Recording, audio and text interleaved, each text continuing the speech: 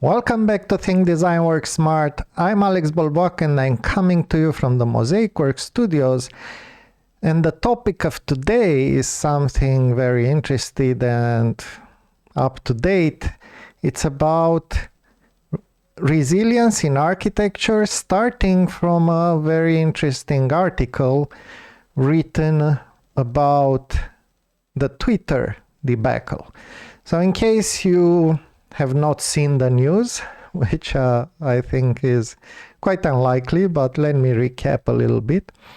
Elon Musk has bought Twitter, and then he proceeded to fire about half of the workforce in Twitter. And this is something that I've seen happening, but not at this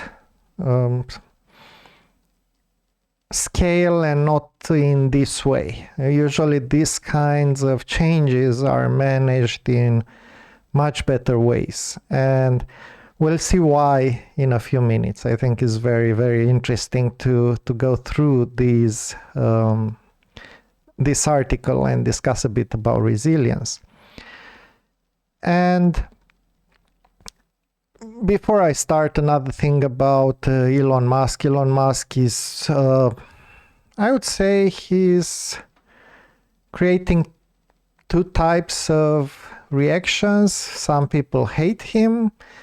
Some people hate him for being a billionaire. Some people hate him for the way he treated workers in the past and employees at his businesses. Some people are absolute fans of Elon Musk, to the point that they assume that he has a plan, even though it doesn't seem that way. And from my part, I am in the middle somewhere. I think Elon Musk has done a lot of interesting things. He has achieved a lot of things that people thought were impossible. SpaceX is managing beautifully to push rockets into space and push this field further, which is something that we wouldn't have expected from a company like this. And Tesla has been pushing things related to, electric cars, but batteries and a lot more things, a lot more green energy and so on. So these are things that are really, really cool. However, how much of it is Musk's achievement and how much is the people that he's working with, and how much is because he chose people to work with, that's hard to say, and I don't think anybody knows that except for the people who are working closely together with him, and those people tend to not talk a lot about these topics, right? These are kept under the wraps. One thing is clear: Elon Musk has managed to sell some ideas, sell some dreams, some very difficult problems. This is something I can appreciate. I can appreciate that he jumped into challenging, very difficult problems. Taking a rocket to Mars, electric cars. These are not problems that, any investor would start investing in. So he's obviously passionate about certain problems. With this being said, in the remaining of this video, we'll discuss about Twitter, but not necessarily about Twitter. I find it very interesting to discuss about topics around resilience in architecture and tacit knowledge. So it's not so much about this particular case, but it's more about, let's see what we can learn from this very interesting change, right? So let's get into it. This is an article from MIT Technology Review. It's called Here's How Twitter Engineer Says It Will Break in the Coming Weeks. One insider says the company's current staffing isn't able to sustain the platform. Now, I have no idea what is going on inside Twitter. I don't have any inside scoop. But I found this article very interesting, and let me show you why. First, let's go a bit through the introduction. On November 4, just hours after Elon Musk fired half of the 7,500 employees previously working at Twitter, some people began to see small signs that something was wrong with everyone's favorite health site. And they saw it through retweets. Twitter introduced retweets in 2009, turning an organic thing people were already doing, pasting someone else's username and tweet, preceded by the letters RT, into a software function. I've been on Twitter for long enough to have used this feature. So back then we would not have a retweet button on a tweet, but we would have this RT style. And this was something very interesting related to the evolution of Twitter. Initially, basically what you could do is to post and to follow people. And I think when I joined, direct messages were there as well. But that was basically it. For everything else, you'd use hashtags and commands like this, RT. In the years since the retweet and its distant cousin, the quote tweet, which launched in April 2015, this is quite new, have become two of the most common mechanics on Twitter. But on Friday, a few users suppressed the retweet button, so the years roll back to 2009. Manual retweets, as they were called, were back. All right. So it seems that this... You know, if you are doing any kind of complex system, you know that up to a point, the architecture is manageable. You can deal with the complexities of the architecture. And it's easier as long as you can keep it a monolith, right? Because monoliths, with all their difficulties, and they don't scale well, and they cost too much if you're trying to scale, and you need to break them into smaller pieces if you want to optimize costs when scaling and so on. But if you can stick with a monolith has an advantage, which is you know where things go, and it's pretty clear. The link between cause and effect tends to be quite obvious because everything is in one package. That package is loaded in memory. The more you split your monolith into smaller pieces, the more you are getting away from the simple model. And when you get away from this simple model, what you have is you end up with a distributed system, you end up with a bunch of smaller things that are really great because you can manage them individually, you can scale them, you can run 20 instances, 100 instances, 1,000 instances if you need to. But the challenge is you lose this connection between cause and effect. Things are not, after a certain level, things are not obvious anymore, right? You don't know when something fails, why it failed. And it might be that it's not a single cause. You might have multiple causes. It might be that you get a chain effect, a cascading failure, things like that. And some of those are not due to software. They can be due to hardware, they can be due to networks, they can be due to a combination between networks, hardware, and software. they can be due to misconfigurations of some sort. And the problem with this is some people know how to deal with these things, right? And it's kind of a hack that we are using in software right now. When you are getting so far that your system is so complicated and you lose the link between cause and effect, and it's not obvious why something happened, we are using people to deal with this, right? You can use automation, but it doesn't solve everything. So let's see, because this is the part of the article I think that is the most interesting. So what's the connection with this and retweets? Well,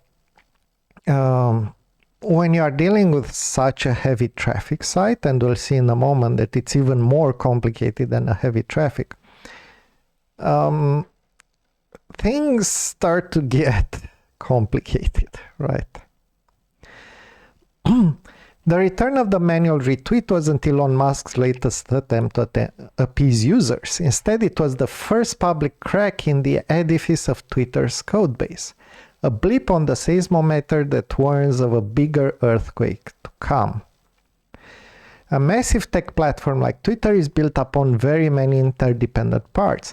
The larger catastrophic failures are a little more titillating, but the biggest risk is that the smaller things starting to degrade, says Ben Kruger, a site reliability engineer who has more than 2 decades of experience in the tech industries.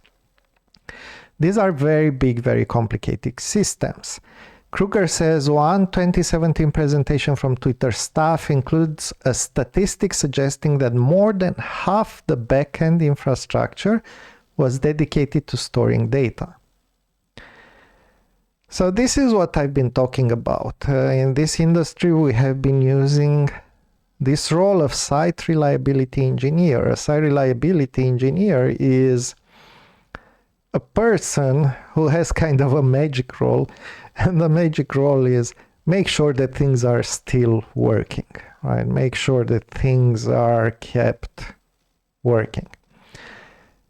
And we need these people right now. They are kind of a hack to the complexity that we've built and that we cannot manage, because the architecture gets so complex that after a while you don't know what's happening anymore.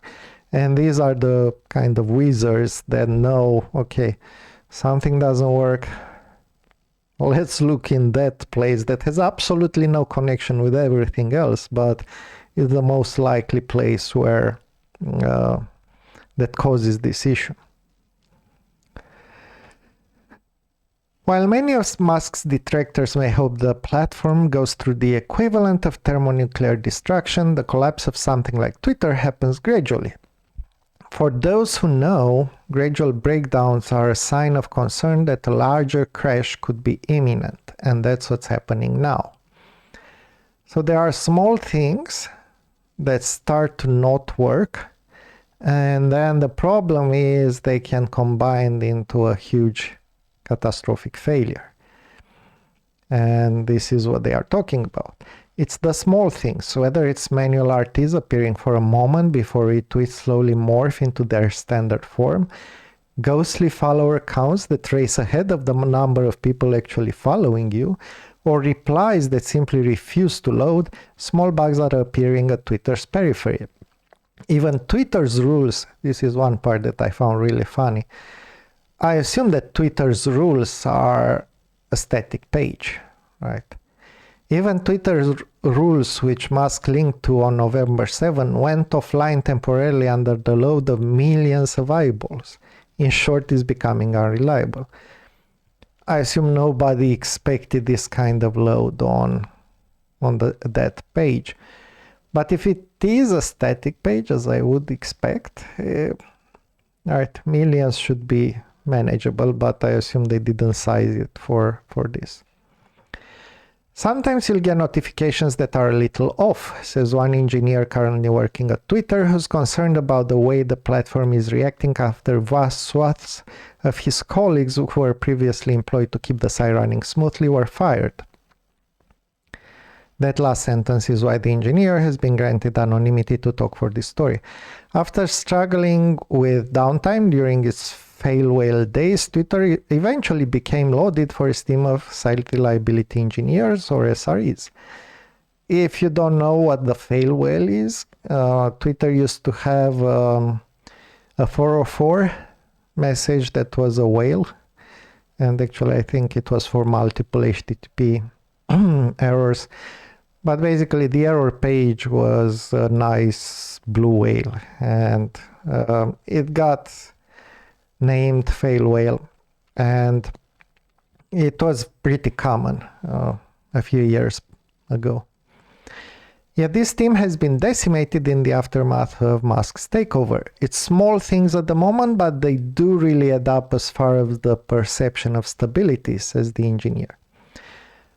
So decimating the SRE team, no matter what you believe about Musk, to me this shows that he doesn't quite understand what software means.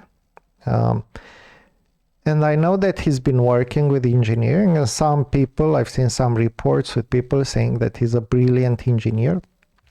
Maybe he is. Problem is, software tends to be a bit different from the other engineering disciplines. We still should have software engineering, but I think that most of software engineering should be focused a lot on knowledge, around how the knowledge is stored, enhanced, transformed, and so on, because this is what we are engineering, basically. And that's very different from working on an engine or on a rocket, you know. And it's funny because in a way what we are saying is that software is not rocket science. It's fundamentally different from rocket science, but it might be, at least at these levels, maybe it's on the same level of difficulty, or at least Musk has troubles with software that he doesn't have with rocket science. So the idea here is, if you look at this system and say, okay, so why do we need these people to keep the site up? I mean, it should work, right? You write it, you deploy it, and then it should work. This is what you would think as an engineer. Problem is, you need continuous massaging for software systems to keep working. And this is something that's hidden to people who have not been around software for a long time.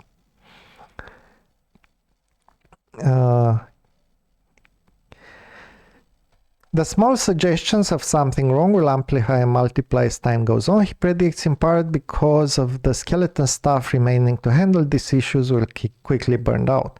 Round the clock is detrimental to quality, and we are already kind of seeing this. So imagine that it's this team, which is much smaller than it used to be, and now they are fighting fires all the time. Obviously, they will get burned out, and at some point,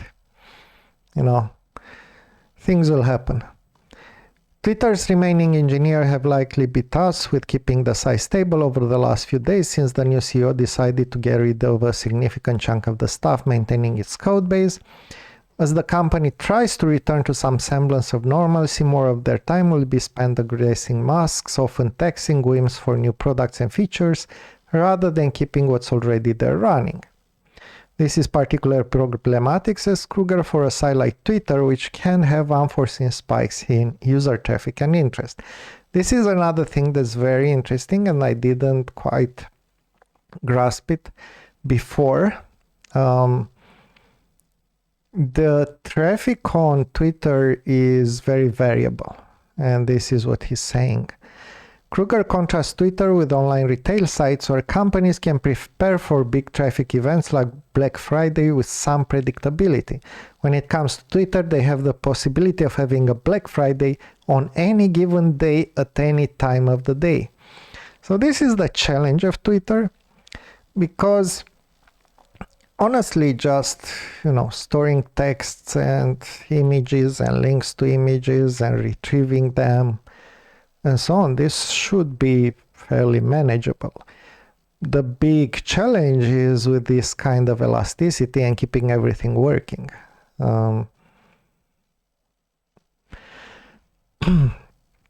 At any given day, some news event can happen that can have significant impact on the conversation. Responding to it is harder to do when you lay off up to 80% of your SREs, a figure Kruger said has been bandied about within the industry, but which MIT Technology Review has been unable to confirm.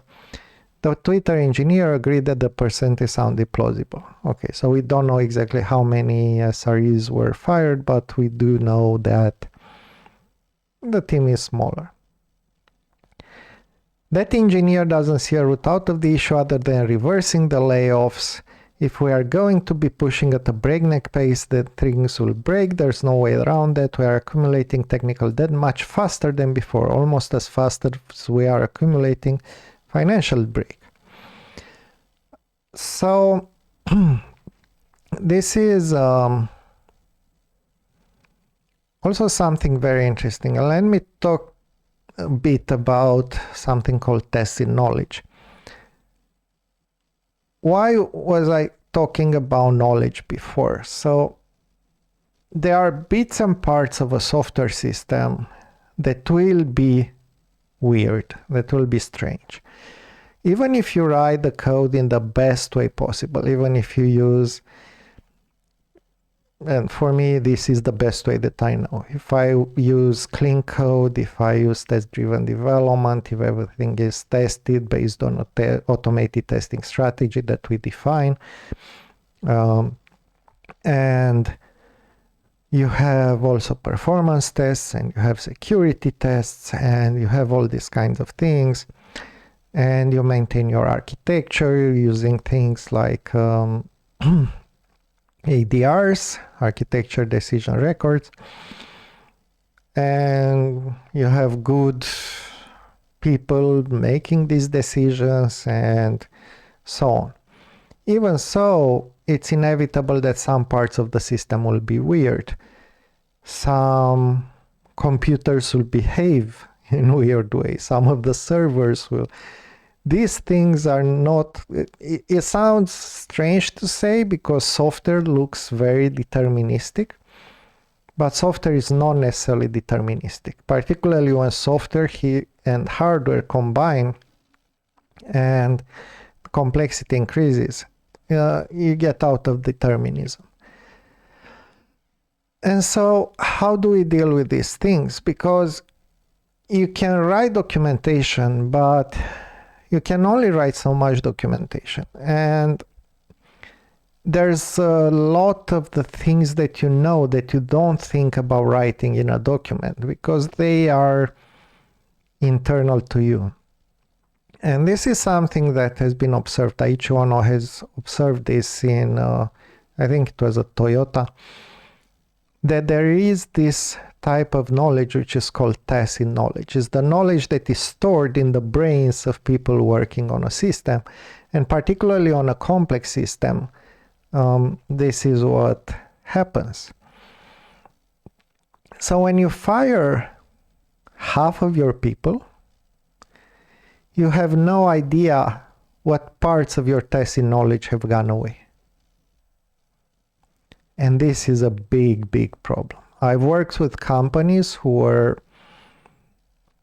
working on products that they took over from other companies, and those people had already left, the people who initially wrote the code, and then they also changed their team in the process, in time.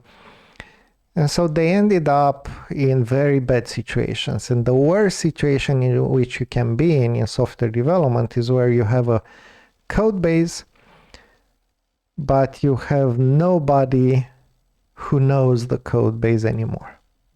This is the worst case scenario. Because if this happens, recovering the Tacit knowledge, it's incredibly difficult to do. It takes a lot of time, it takes a lot of effort. There are techniques to speeding it up, but it takes a lot of investment, because if you want people to learn what's going on in those code bases, it's very, very hard. And this is just when you are talking about code, but when you are talking about software plus hardware, even more weird things can happen, right? So this is why this engineer that was not named, he says, okay, there's no way around that, right? The only thing we can do is bring back the Tacit knowledge that existed. But we have lost it. And by the way, Taiichi Ono has figured out a way of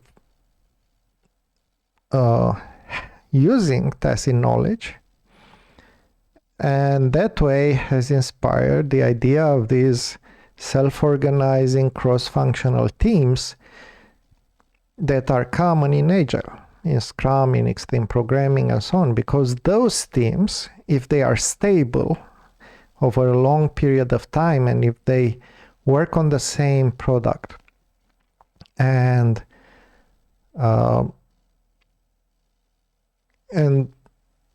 understand and have all the necessary skills to develop for that product, they are able to grow their Tacit knowledge and store it within the team and not lose it for long periods of time. Plus the benefits of learning how to work with your colleagues and collaboration and so on. But this is one of the things why it's so important to have this kind of stable teams.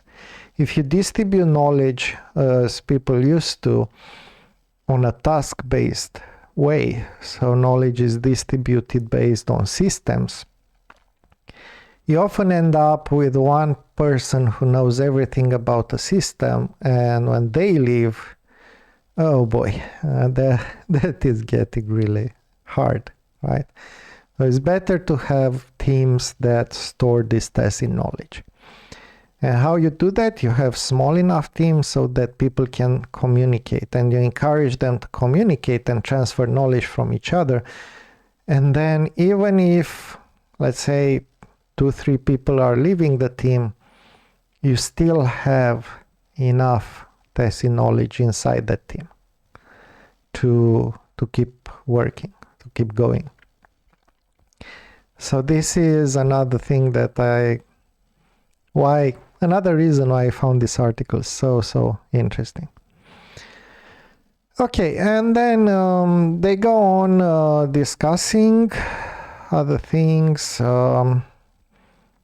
Twitter's collapse into an unusable rec is some time off, but the telltale sign of process rot are already there. It starts with the small things. Bugs in whatever part of whatever client they're using, whatever service in the backend they're trying to use. There'll be small annoyances to start, but as the backend fixes are being delayed, things will accumulate until people will eventually just give up. He's talking about users here. So eventually, if things don't work,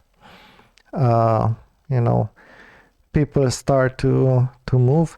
And then the challenge with this, and with all social networks, social networks are built on network effects. This is how they grow.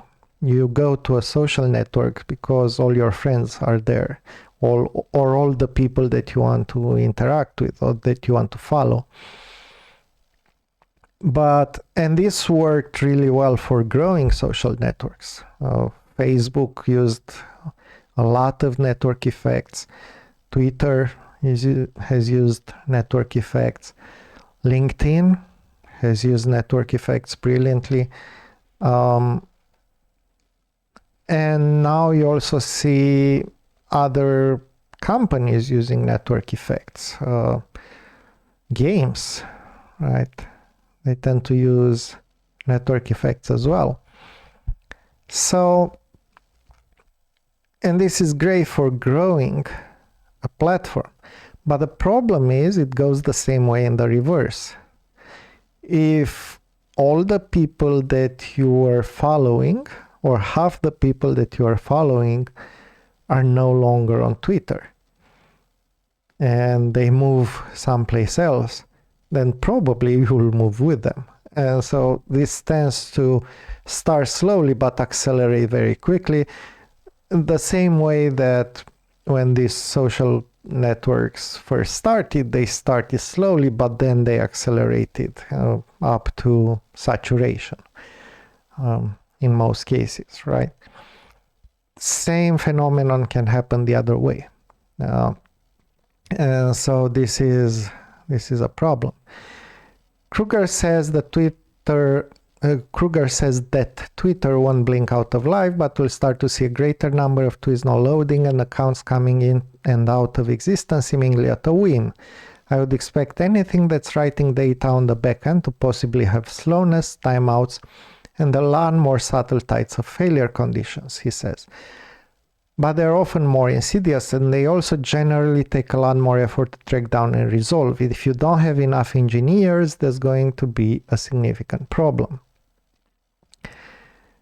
And I think that's also somewhere in the article they were mentioning as well about the different measures that the engineers took to make sure that the Twitter degrades gracefully. So let's say retweets don't work. They have separated the part that does retweets from the actual loading and the ability to read. This is why even though the retweet feature doesn't work, you can actually write old style manual retweets, RT, right?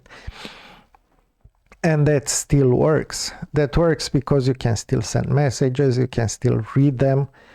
Read is probably delayed from writes. This is how Twitter works. So you push your write, but you know that you will see it eventually. It's eventually consistent. Eventually you will see that your timeline updates. It doesn't update immediately. So these are things that you can use, and part of it is using things like circuit breakers. So if something doesn't work, break the circuit, replace it with some kind of graceful degradation pattern in the UI. But the problem with this is if enough of those add up, it's getting harder to fix them, right? I mean, if the platform degrades gracefully, but degrades to the 2005 or 2007 version, I'm not sure everybody will like it anymore. So it's a problem with users then. Okay, alongside the minor malfunctions, the Twitter engineer believes that there will be significant outages on the horizon, thanks in part to mass desire to reduce Twitter's cloud computing server load in an attempt to claw back up to $3 million a day in infrastructure costs. So that's the cost of running a big platform like Twitter. By the way, this is another thing that you should take into account. I see a lot of people copying architecture patterns from Twitter, Facebook, Google. And the reality is you are not Twitter, Facebook, or Google. You don't have the same problems, right? Most of the time, you don't have the same problems. You need to figure out what's the solution to your problems. And it's not necessarily the solution that Twitter, Facebook, or Google are using.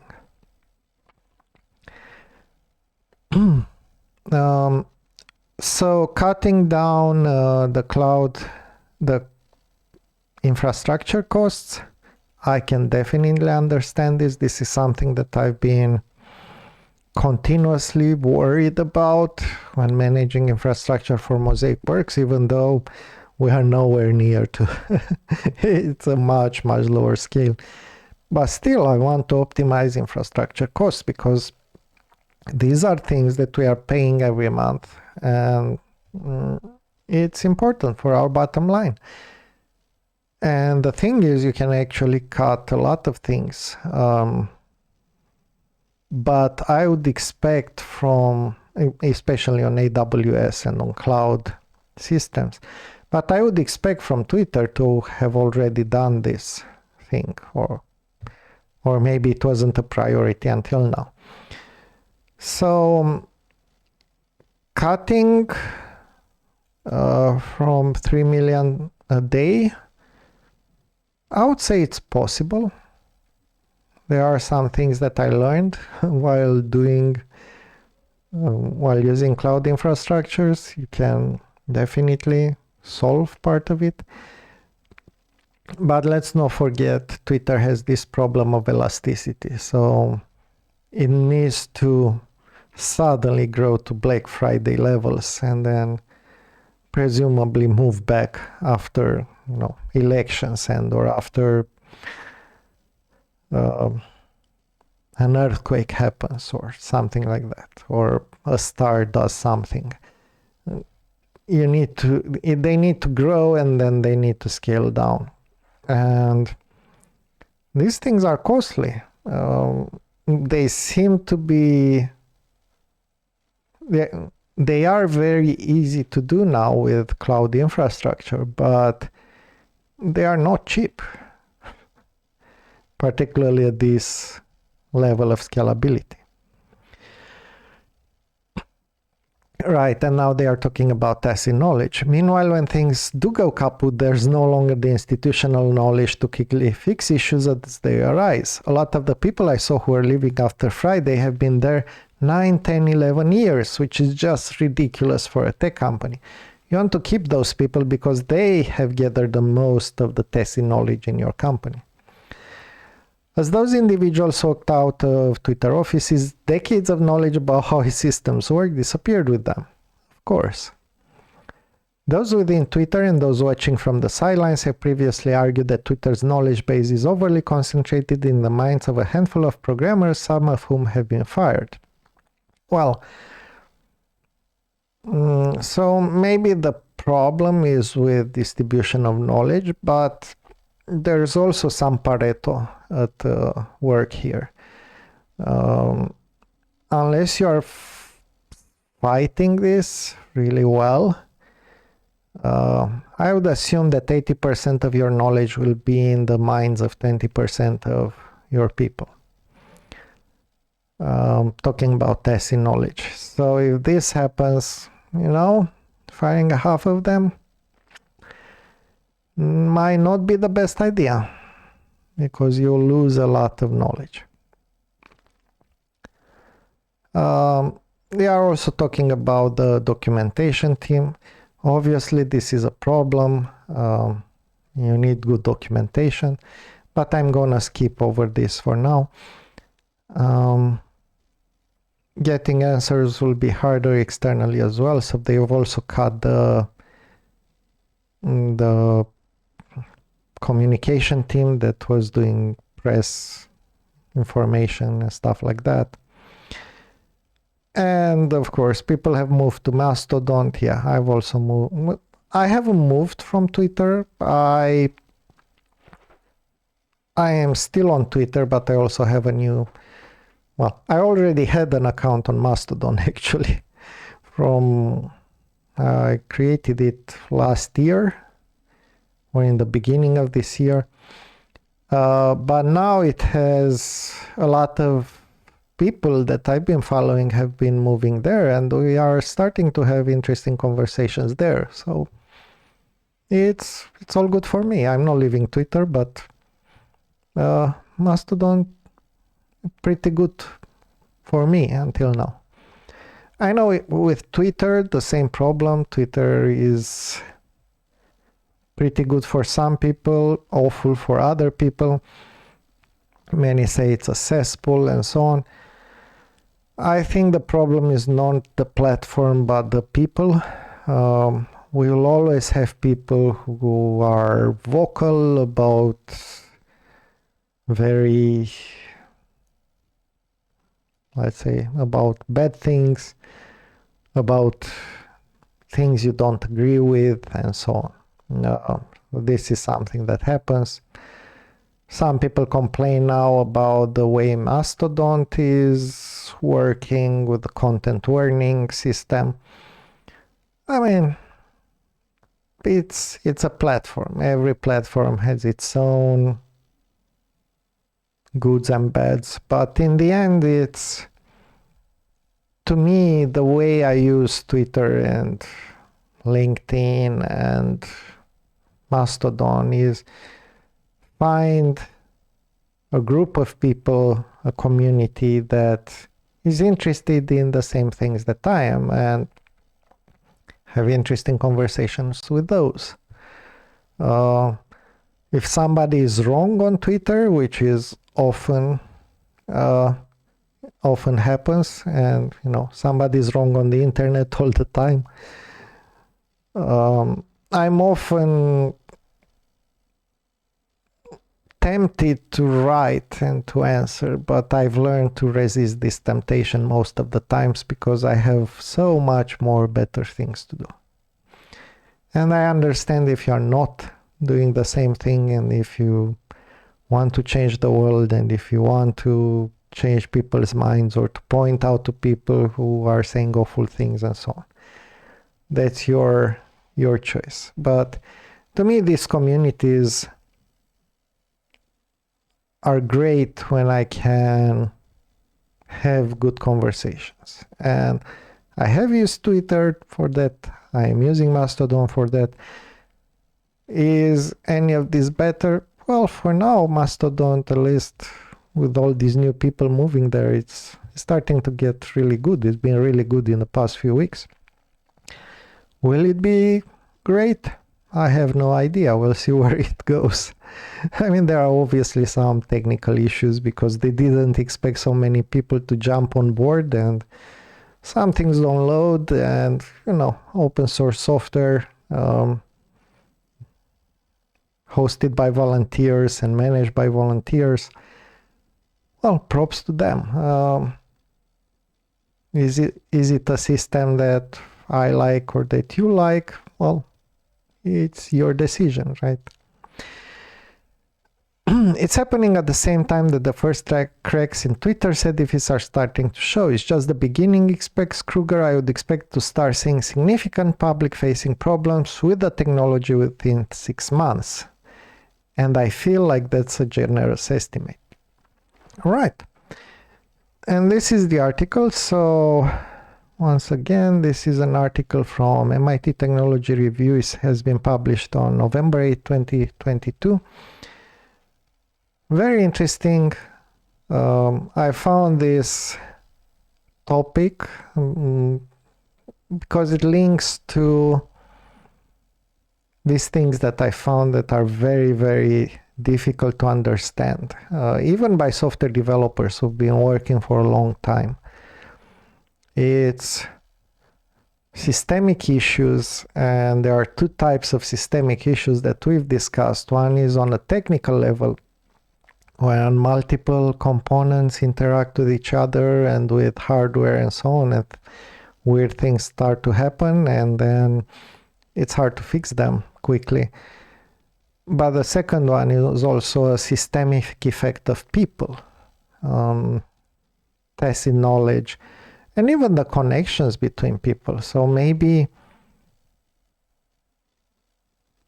certain people from certain engineers were able to solve problems because they had friends, and they had friends in other departments or in other places around Twitter, and they were able to, when they were called for a specific problem, they were able to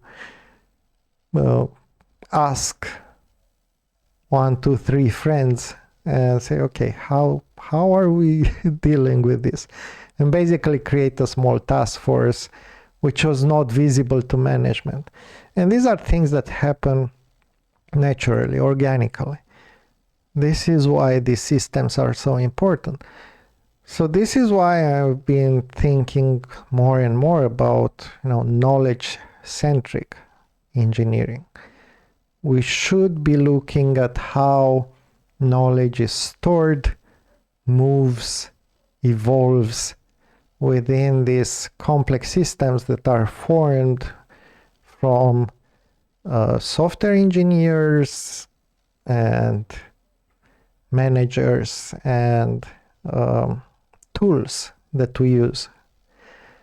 And I think we have a lot more to learn about this topic. But this is it for me. I hope you find this interesting. Thank you kindly for the view, and until next time, remember to think, design, and work smart.